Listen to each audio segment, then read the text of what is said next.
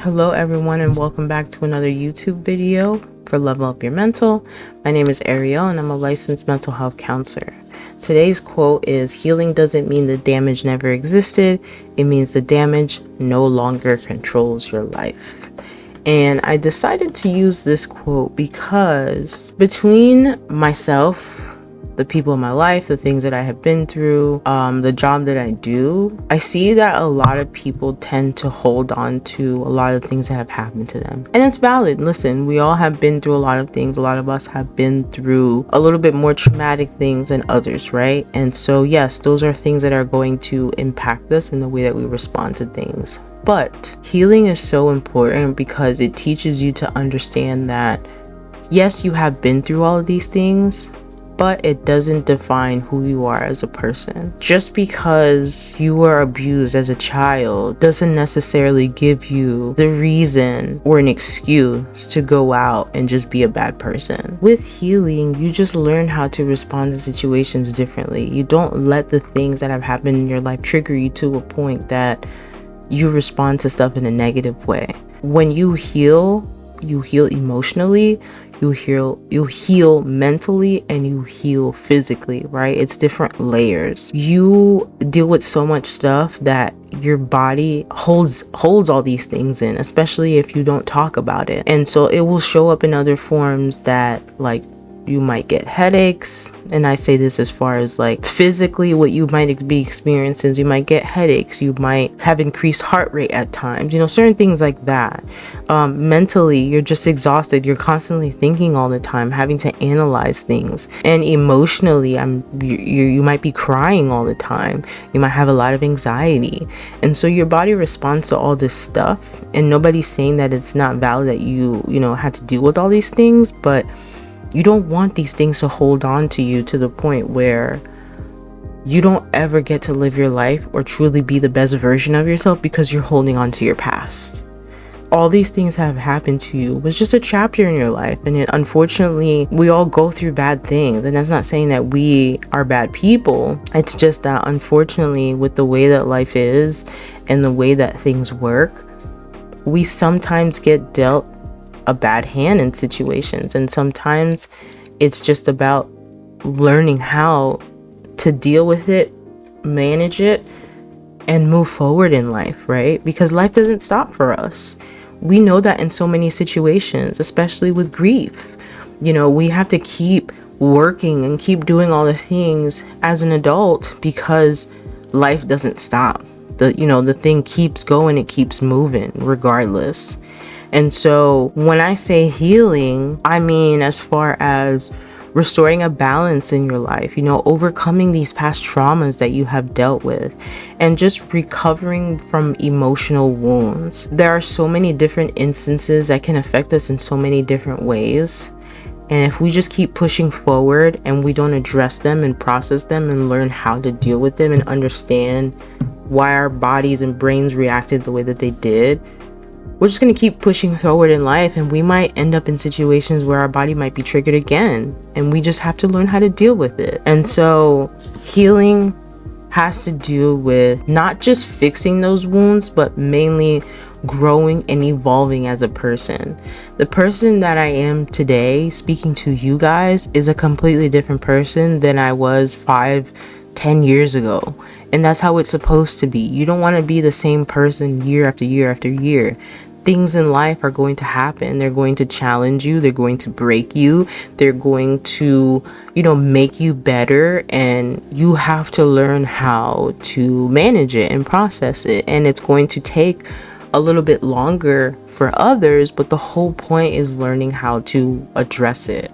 With the importance of healing and how it is important for your mental health, it definitely restores an emotional balance. When you have a lot of unresolved trauma or emotional pain, it can lead to anxiety, depression, and just other mental health challenges. If you don't ever address where your anxiety is coming from or the trauma that you have been through, it sits in your body. There might be instances where, let's say there's an instance where you were touched by somebody when you were younger, or just in general, at work or something, and you don't ever address it. You kind of just keep going about life like it's nothing. Now you finally get into a relationship with somebody that you love. You guys enjoy spending time with each other, but you can't get intimate because when they touch you, you jump. Or, there are certain things that might trigger you and just remind you of those instances where you were taken advantage of. And so the whole point of healing and managing and dealing with those things is addressing those traumas and understanding that, yes, this situation happened to me, but the person that I'm with now is not that person. And I trust them enough to understand that they would never do that to me. Of course, it takes time to get to that point with those people, but the whole point is giving them that chance. You can't take your past situations and compare them to your current and put that blame on the person who's just trying to get to know you. I think you learn a lot of things from your past and from your situations, but I also think that you take those instances and those situations with you to move forward. If you miss the red flags in a previous situation, then you are aware of what those red flags might be as you move forward. Start to build relationships with people. So you don't want to deprive yourself from being part of things or building stuff with people because of the stuff that you've been through in the past. You want to heal. You want to get better with those things. Nobody wants to live with anxiety and depression for the rest of their life. Nobody wants to live with PTSD for the rest of their life. Of course, you are going to have situations that might trigger you, but once you get into therapy or you get medication or you do some type of healing as far as spiritually or whatever works for you, those situations don't trigger you as much. And the intensity of those situations tend to lower, and it's not affecting you as much as it did before because you're able to process and understand that there's nothing that you should be fearful about right now. There's also breaking the cycle of negative thinking, and how that affects your mental health. What do I say all the time? You don't want to be your own negative person. We deal with so much negativity in the world. You want to be your own positive figure. And so a lot of times the things that we have been through will automatically push us into having some type of negative self-talk, some type of, having past hurt and just limiting our beliefs in things. A lot of times I'll see some people be like, well, I never want to get married. I never want to be in another situation. I never want to move again because of all the things that I have been through. Sure, that's valid. But at the same time, why would you want to stop yourself from certain experiences? I understand with marriage, it takes more. It's not just two people coming together. It's a whole thing behind that. So I understand people's valid, where they've been scarred, that's fine. But I don't think that should stop you from wanting to build a long-term relationship with someone. Not everybody wants to get married. You could put that in the forefront as you start dating. Like, hey, I've been hurt in the past. I've dealt with that trauma, but I just don't think that I want to get married again. I would love to build a bond with someone, but I don't think that marriage is for me. That's ideal. I mean, I'm sure you'll find someone, but we have to understand that we can't let the things that have happened to us dictate our future. We'll never be able to get to the point of being able to live our life to the fullest if we keep allowing those situations and those circumstances stop us from living the life that we deserve to live at the end of the day. The other importance of healing and how it can affect your mental health is it improves your self-worth and your confidence, right? So when you heal and you understand that the situation that you have been through don't define you as a person and that's not who you are, right? It definitely increases your self-esteem and it helps you to have a healthier relationship with yourself, because a lot of times people will go through stuff and they blame themselves. They get very mad and down on themselves, where there are certain situations where you couldn't have even thought that was going to happen, or maybe you did, but you have to learn to forgive yourself and understand, okay, as I move forward, I know that I'm not going to do X, Y, and Z again because this is where it led me to last time. And so part of the healing will be understanding that, you are going to be a better person moving forward. You've accepted that, yes, you made some mistakes in the past, but that doesn't define who you are. And we have to own up to our mistakes when we heal. It's going to be very uncomfortable, but being uncomfortable is part of the process. You have to learn how to get comfortable with being uncomfortable. There's going to be moments in your life where you are going to be uncomfortable and you can't run away. You have to learn how to deal with those emotions, and they're important. We also I think sometimes we tend to forget, this might not apply to everybody, but we are examples to the people in our family, especially if you are a parent. If you are a parent and you haven't healed from your past traumas, those things are going to trickle down into your kids, whether you think it or not. Subconsciously, a lot of times I will hear from kids that they've had to deal with a lot of things because their parents haven't dealt with whatever it is that they have to deal with. So I think it's very important for people to just understand why it's so important to heal and how it can affect the people around you. Even if you aren't a parent, you know, it can affect your own family members when they're around you, your own friends, just based off of the way that you respond and your attitude and the way that you are just as a person. And so we have to understand that healing, like in the quote said, it doesn't mean that the damage never existed. We're not saying that the things that you have been through never happened. Yes, they happen. They're part of your life. They are a chapter in your life. But it doesn't mean that they get to control you. They get to, you know, dictate the way that you live. You have to learn how to move forward. And it's going to take a lot of processing and a lot of time. But if you're ready for it, it's such a powerful thing to go through. And once you get over that hump, you see so much stuff with different eyes of clarity. You just get to approach things differently, and you get to live life a little bit more easier than how it is when you're holding on to a lot of those past traumas and a lot of pain. And so as you move through the process of processing and dealing with everything, you learn to build coping skills that will better help your mental health. So healing gives you the tools to be able to manage stress, any type of setbacks that you occur, instead of dealing with them how you did previously, where some people, they might drink, or they go into a deep depression where they just stay home, they don't do anything. You learn to be like, okay, yes, something hurt me. I'm able to feel the feelings that I'm feeling. What do I do now? How do I respond? Is it something where I might have failed a test? Can I take that test again? You know, different things like that. It's just a matter of you change your mindset when it comes to approaching things. And then also just future challenges with resilience. You understand that there are going to be challenges in your life. You know, things are going to happen in different stages in your life, but once you learn how to respond to them, it gets a little bit easier. Of course, there's going to be different challenges and stuff that might be harder than others, but the whole point is learning how to deal with those challenges instead of adding on to that emotional trauma and what that looks like. Holding on to a lot of your past traumas and situation is basically like having both of your arms out like this all day, every day. All day, every day. Just try and hold your arms out like this. Can't do it because of the camera, but have your arms out like this all day, every day. This is what holding on to past trauma looks like. Your arms are basically just out holding on to all this weight, or even like having a full heavy backpack on your back all the time. When you start unpacking and processing, your arms start to lower. That backpack starts to get books and rocks and everything starts getting out of it, and it starts getting lighter and lighter. You start to feel better. And so you're not holding on to those things. And so, yes, it's still here. The backpack is still there. It's just lighter. You feel a little bit more easier. You can kind of deal with things better. And so nobody's saying don't deal with these, don't act like these things weren't there. Yes, they were there. But don't let them affect you to day to day. Understand them, process them, and learn how to deal with it and make yourself a better person. What are the signs for somebody that needs to heal? Because there are clear signs for certain people, but it might not be for everyone. So one of the signs of that you need to heal is you feel stuck and overwhelmed, right? You might feel like you're unable to move forward or let go of any past events. If you feel like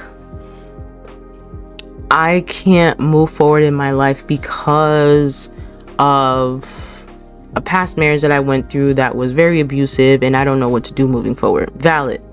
That is clearly something that you went through, and it's something that made a big impact. But that doesn't mean that you can't move forward.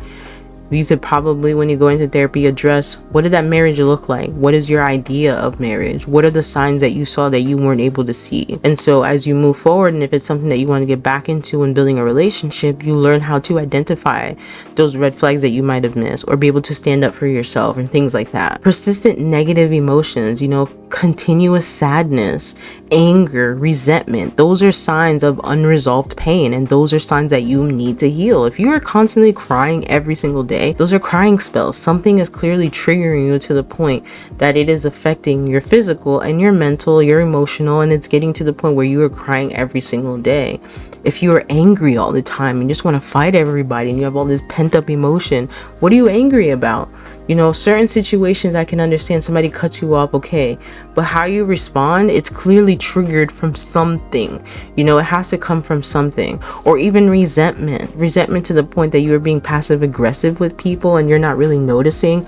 Those are signs that you need to heal. You need to get better and learn how to deal with your emotions, because like I've said before, you're human, you're gonna have these emotions, but how you respond is the most important part. Difficulty in relationships, you know, struggling to trust, connect, maintain healthy relationships definitely can indicate that you need some healing. You know, this might just be built off of relationships that you've had with your parents, with your family. It's not necessarily romantic relationships, but it could be the connections that you form within your family and how that can play as a role when you start to create or try to create bonds with people, you know, outside. And so if you are having a hard time trusting people, connecting with people, and even just maintaining a healthy relationship, you might have to do some soul searching and try to figure out what is it, because sometimes we tend to forget certain things that might have impacted us and create a lot of things in our brain. And so there's going to be moments that, oh wait, yeah, well, maybe there was an instance that this happened, and so subconsciously this is how I've been responding, you know?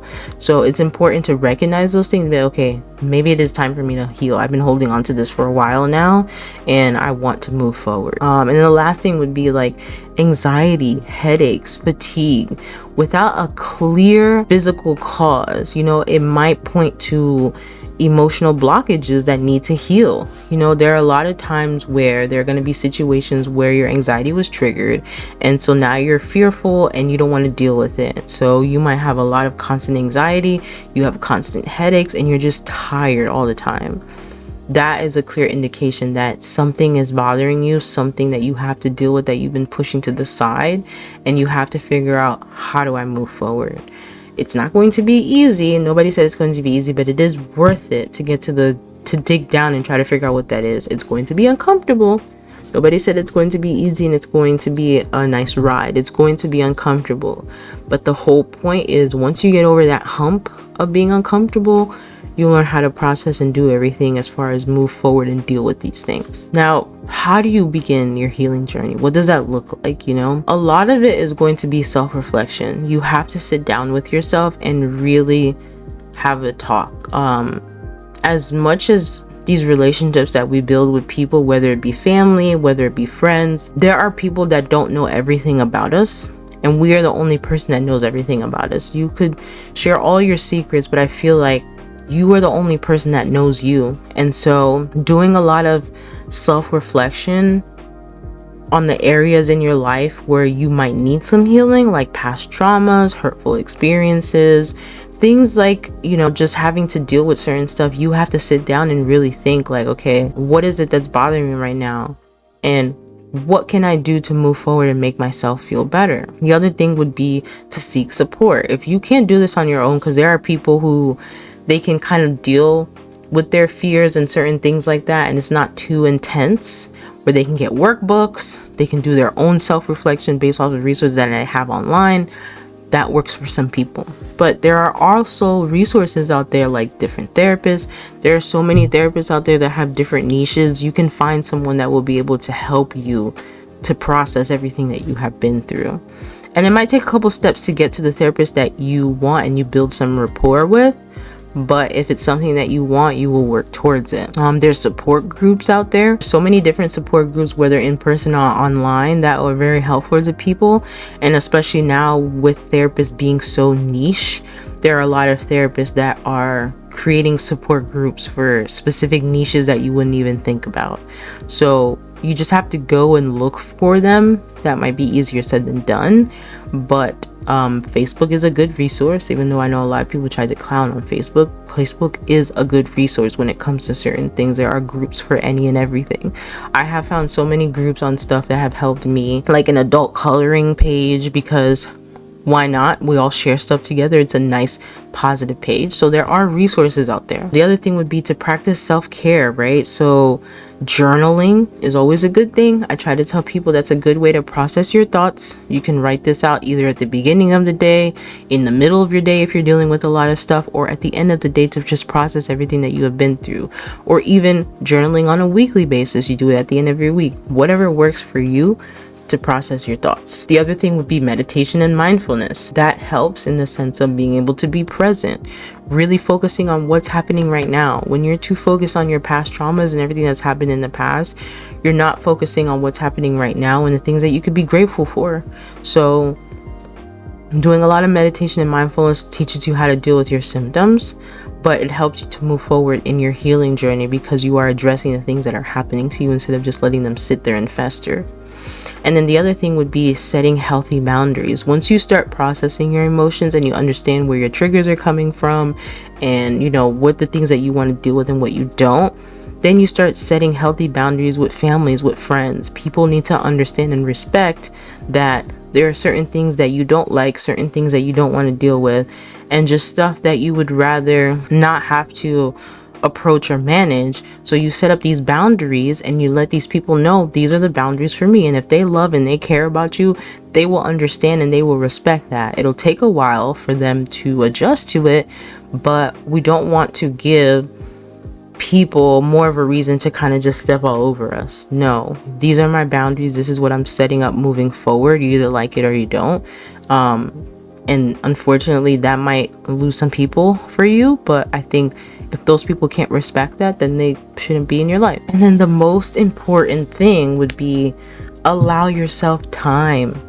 Healing takes time. It's not easy. It's not a 1, 2, 3.